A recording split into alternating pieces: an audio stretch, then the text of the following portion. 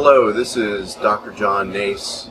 I'm a physical science teacher at Valley Forge University in Phoenixville, Pennsylvania, and I have traveled to South Carolina to document the 2017 Great American Eclipse from a vantage point on Lake Marion in Santee, South Carolina.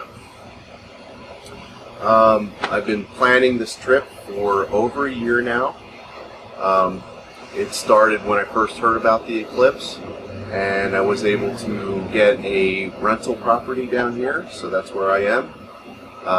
And it's been drips and drabs until about a month ago, and then starting about a month ago I've been really working on getting all the equipment ready, getting all the arrangements ready, and figuring out what the weather is going to be like.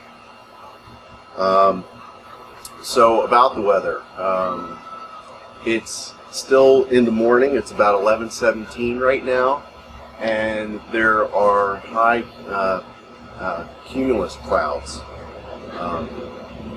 So I can't finish the setup of the equatorial mount until the sun comes back out, so that's why I'm recording now.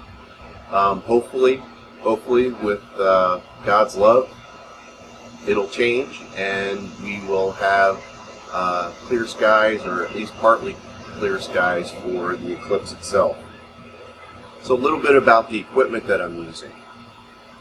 I have 3 recording instruments, 2 cameras and a telescope.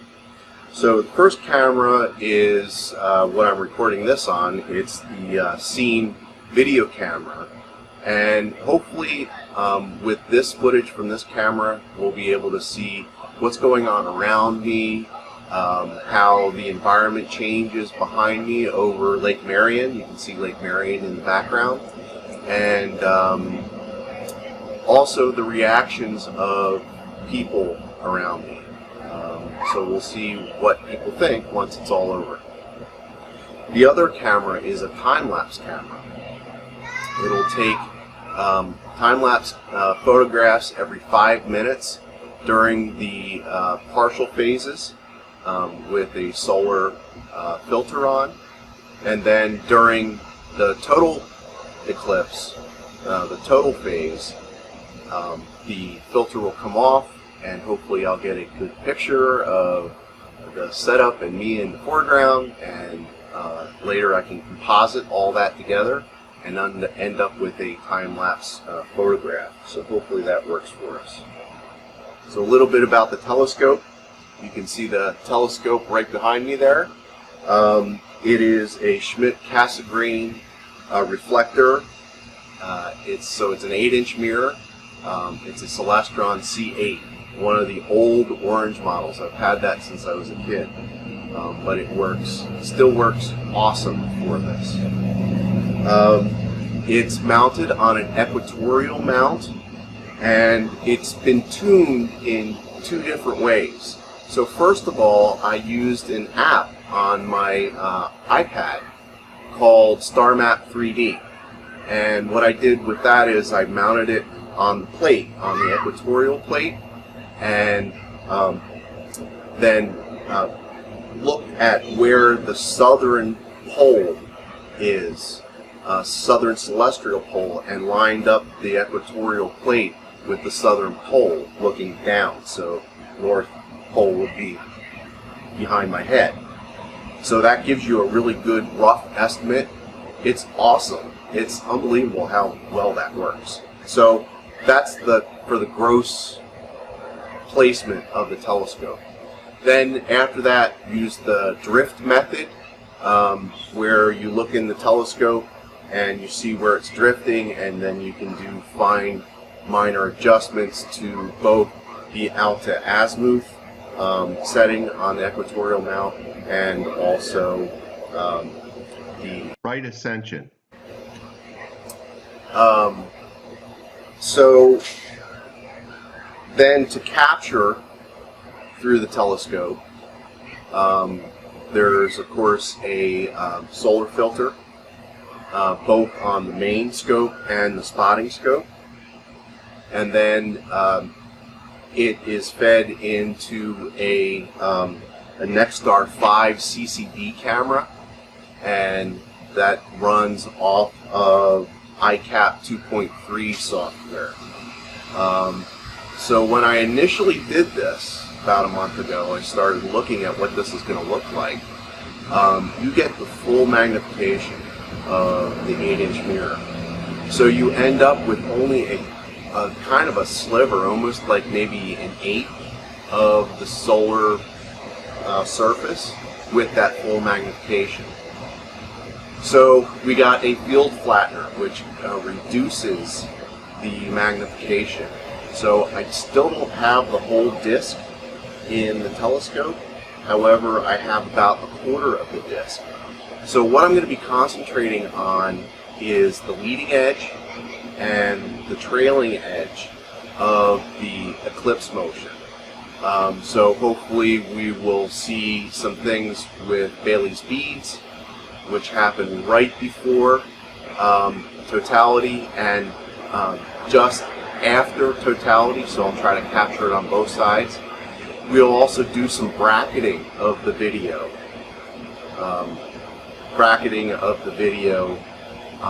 During totality to capture the full range of the corona. Once the video is captured, I can do post-processing and stack different images from the video with different exposures to try to get a fuller range of the corona than what I would see in just one shot. So we'll see how that works as well. So a lot of stacking programs, a lot of software in post-processing, so we'll hopefully plan to do that. So thanks for joining me. We'll see how things go. Enjoy.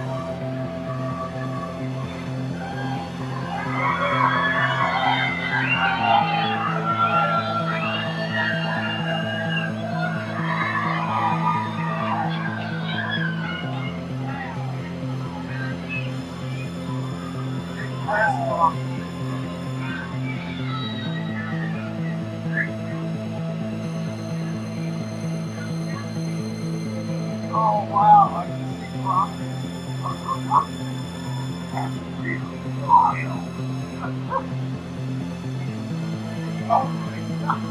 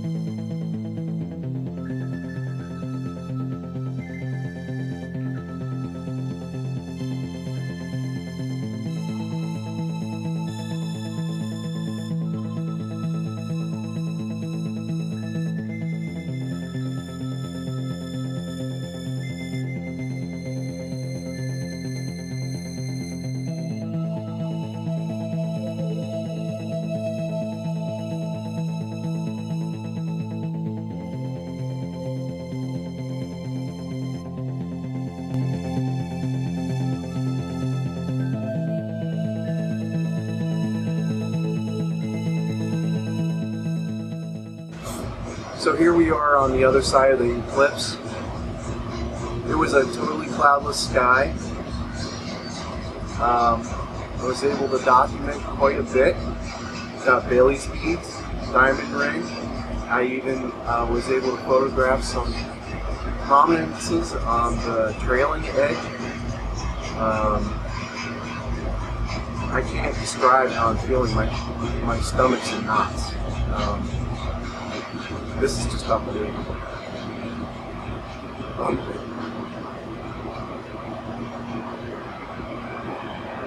But both of you observed the eclipse in 1979, is that right? We did, yeah. You were like how old then? You were 12? Yeah. Okay. Viewing it that time at 12 years old and then viewing it this time, completely different?